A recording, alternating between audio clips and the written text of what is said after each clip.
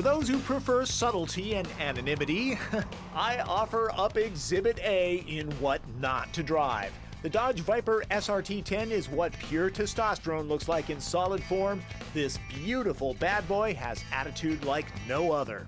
A car like this, every 10-year-old boy's dream, and since there's a 10-year-old boy in every man, well, we tend to fall for things like this, even though it's not very practical.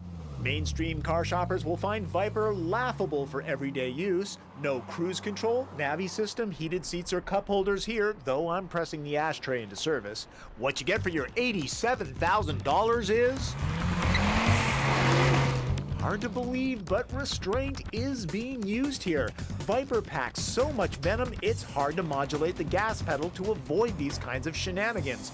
The trip from standstill to 60 miles an hour happens in under 4 breathtaking seconds, making this the fastest car I've ever piloted.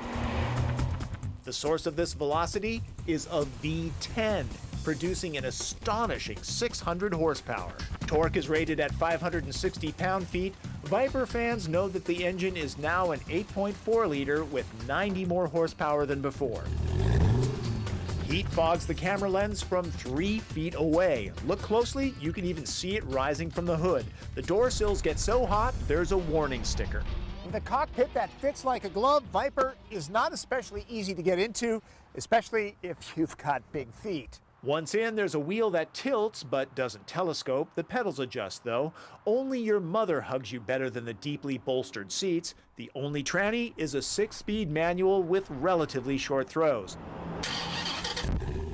The primal growl and thrill ride quality of the Viper is very appealing. Showing off the capabilities of this car requires either a racetrack or a jail sentence. Cornering is supremely confident due in part to the steamroller wide tires.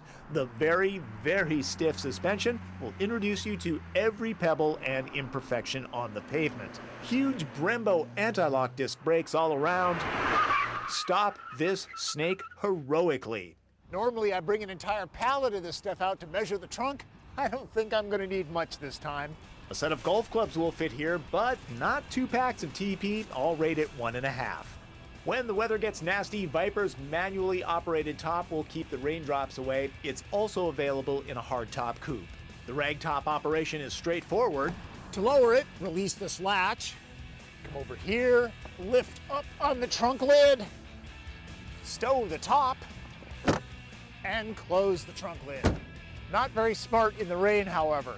Obviously, Viper isn't targeting the minivan or Prius market. Still, this street-legal race car gets surprisingly good gas mileage. For a V10. Heavy on the freeway miles, I'm seeing 16 miles to the gallon on required premium.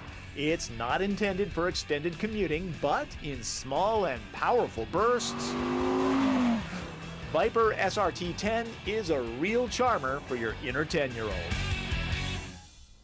Just for fun, let's see this machine do its thing again.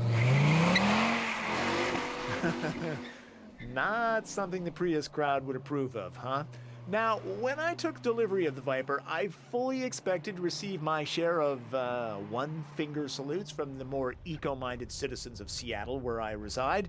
Turns out, the general public loves this car. 10-year-old boys, you would expect, but the biggest surprise? Women.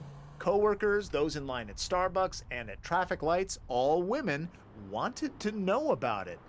Not to be crass, but anyone who thinks cars don't attract the opposite sex are wrong. I'm happily married, but I'll admit my week with the Viper was a nice ego boost. Okay, now while I go off to buy my wife some flowers, you can check out the website for more details about the Dodge Viper SRT10.